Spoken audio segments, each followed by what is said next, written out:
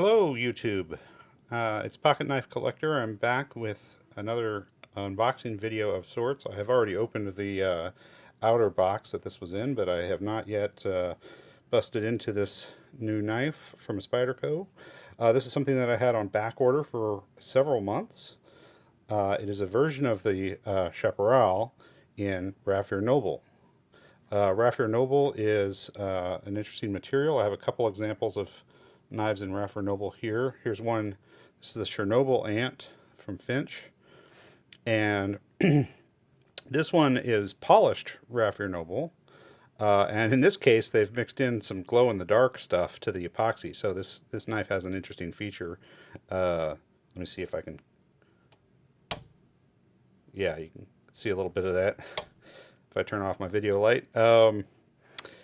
The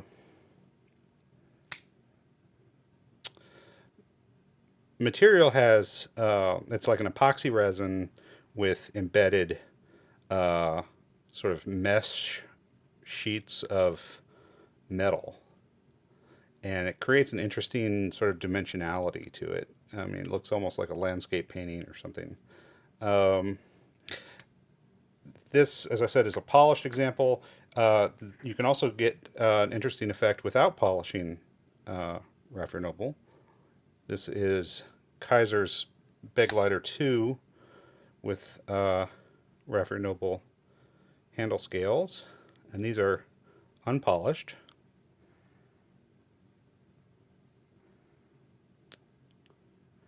And again, we have some interesting dimensionality.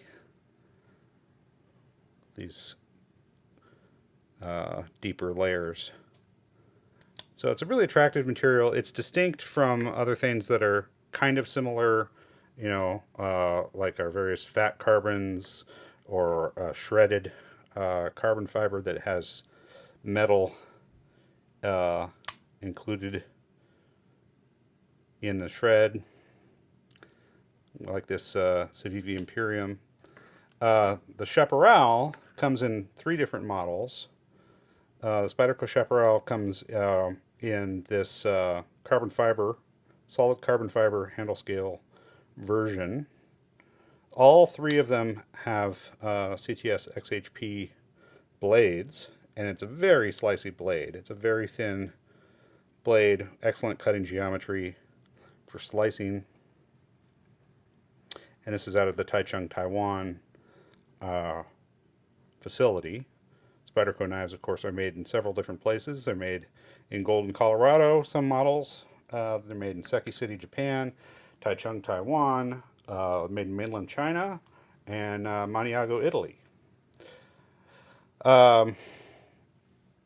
This is sort of the medium-priced version here, this version in carbon fiber. The lower-priced version has the same CTS-XHP blade, but it's got FRN handle scales.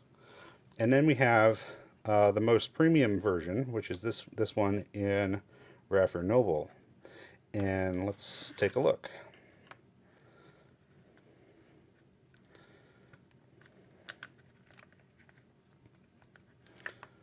I'll go ahead and pop the tape on this for the first time.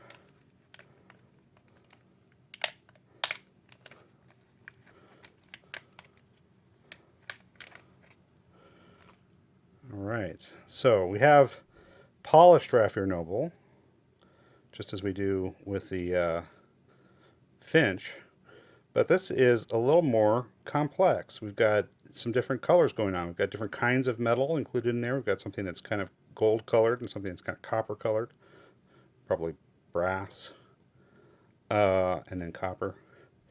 And then there's a little bit of a purple hue to it as well. Oop, didn't quite. Almost. Gonna need a little bit of breaking in before I can flick it. Yeah, that is a really attractive knife. It's got a little sticker on it right now to protect the handle scales from the pocket clip, wire pocket clip. But yeah, CTS-XHP, so that's a carpenter tool steel. It's a particle metallurgy steel. You know, in my experience, I do have some knives in CTS-XHP, and in my experience, it behaves a lot like S45 VN, in that it's, you know, it's got good toughness. It's okay to sharpen. It's not a terrible experience to sharpen it. Good edge retention. Um, I would say it outperforms a lot of other common particle metallurgy steels, and it's well balanced.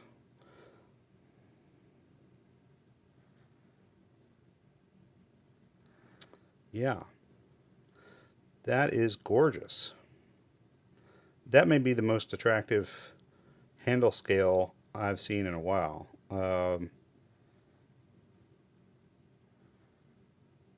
Yeah, it's got depth and dimensionality to it, and it's colorful without being, you know, gaudy, uh, in my opinion.